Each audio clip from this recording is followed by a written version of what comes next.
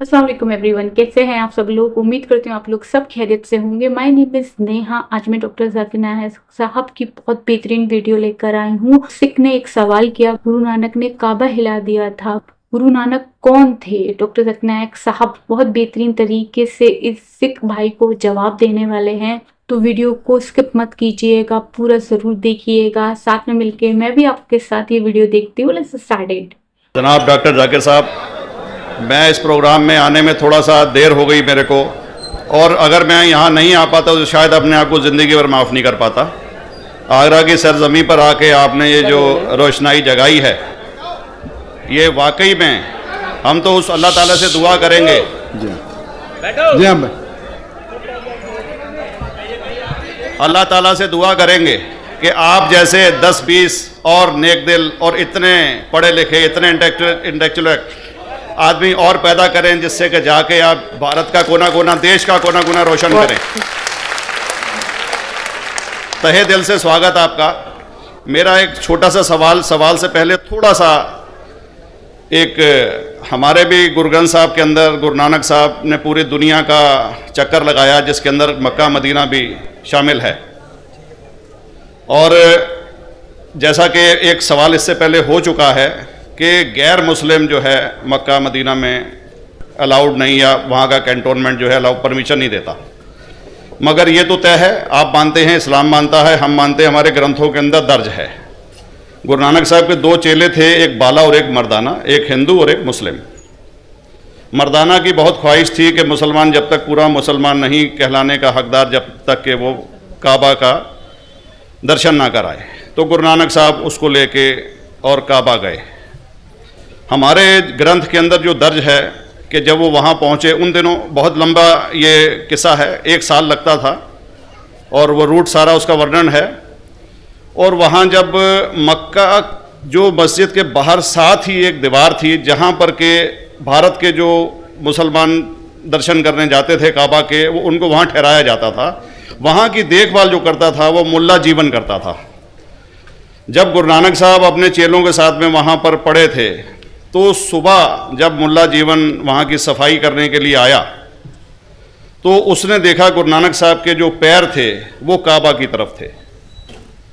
वो गुस्से में चिल्लाया कि ये कौन काफिर है जो कि काबा की तरफ पैर करके पड़ा है, और उसने गुस्से के अंदर आके उनके पैरों को झटका दिया, दूसरी तरफ किया। तो हमारे ग्रंथ के अंदर दर्ज जो किस्सा है उसके अंदर यह है कि काबा भी उस समय हिल गया। जिधर गुरु नानक के पैर जाते थे काबा उधर मुड़ता था। तो वो जोर से चिल्लाया, ये कोई हजरत है, ये कोई औलिया है।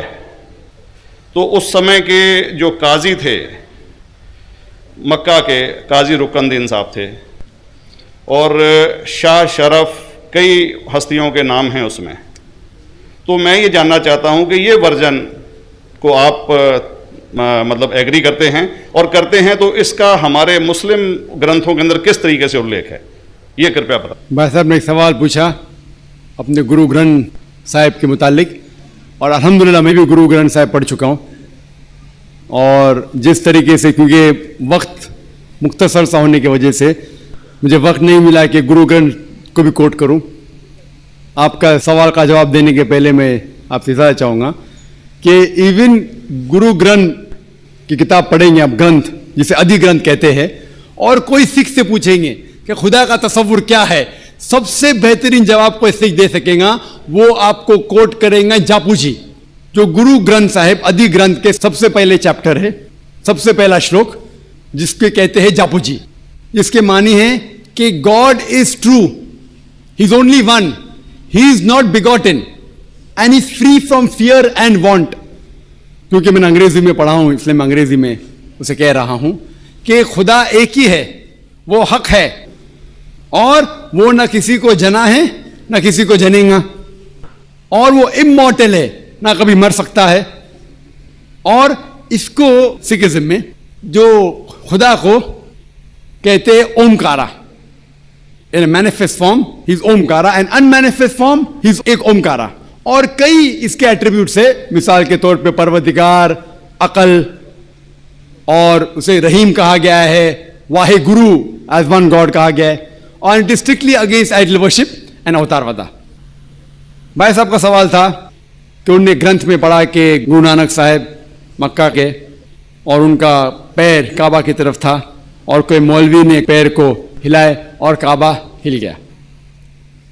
क्योंकि ये age of science and technology है, अगर कोई चीज जो किताब हजारों साल पहले लिखी गई है, 10,000 साल या 4,000 साल, तो शायद उसके बारे में हिस्टोरिकल रिकॉर्ड मिलना मुश्किल है। हालांकि इवन जीसस का इसके बारे में 2000 साल हिस्टोरिकल रिकॉर्ड है, क्योंकि सिखिज्म जो एकदम नया मजहब है, जितने मजाहिब के मुकाबले हिंदुस्तान में नया है, कुछ सैकड़ों साल पहले 15th सेंचुरी में, towards the end of the 15th century, Guru Nanak साहब जो पंजाब के थे, ये मजहब तो कायम हुआ हार्डली 400-500 या 400-500 साल।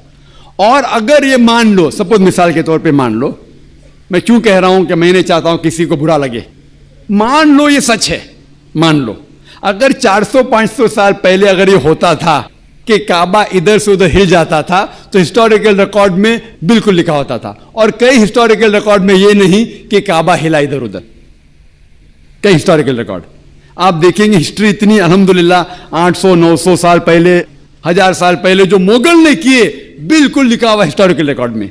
तो ये कहना कि गुरु नानक साहब वहां गए और काबा हिल गया, ये बिल्कुल साइंस के खिलाफ है, क्योंकि साइंस में कोई भी रिकॉर्ड नहीं है, वहां के देश के रिकॉर्ड में कहीं भी नहीं कि काबा हिला। तो इसलिए हम कहते हैं कि हो सकता है ये गलती से किसने लिखा होगा, न कई किस्से कहानी।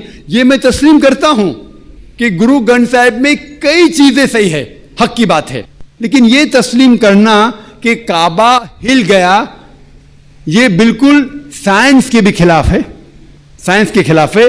और इस्लाम में भी ये नहीं है। लेकिन ये कहना कि कोई गैर मुस्लिम जा सकता है, मुमकिन है चुपके से कोई गया तो हो सकता है। बहुत बेहतरीन जवाब दिया डॉक्टर जाकिर नायक साहब ने। कहा कि किसी भी हिस्ट्री में ऐसा नहीं है कि काबा हिल गया, गुरु नानक गए वहाँ पे और काबा हिल गया। मतलब उनका पैर जो था काबे की तरफ था, तो उन्होंने पैर उनका हिलाया तो काबा उधर से उधर हो गया, हिल गया। तरीके से बिल्कुल नहीं है, इस्लाम की हिस्ट्री में भी नहीं है, साइंस की हिस्ट्री में भी नहीं है, किसी हिस्ट्री में ऐसा नहीं है, माना ही नहीं जा सकता इस बात को। जैसे गुरु नानक है या हिंदू है या कोई भी है, हिंदू लोग जा सकते हैं छुप के, अपनी आइडेंटिटी छुपा के, नाम चेंज करके जा सकते हैं, काबे को देख सकते हैं, वहां जा सकते हैं, सच हो सकता है। लेकिन ये हिस्ट्री में कहीं नहीं लिखा है कि काबा हिल गया है। ये गलत हिस्ट्री हो सकती है, ऐसे किसी ने लिखा, कोई गया होगा, गलत हिस्ट्री है ये, ऐसा नहीं है। बहुत अच्छा जवाब दिया है माशाल्लाह डॉक्टर जाकिर नायक साहब ने। उम्मीद करती हूँ आप लोग को ये वीडियो बहुत ज़्यादा अच्छा लगा होगा, कमेंट में ज़रूर लिखिएगा। मिलती हूँ नेक्स्ट वीडियो में, दुआ में ज़रूर याद रखिएगा। अल्लाह हाफिज़।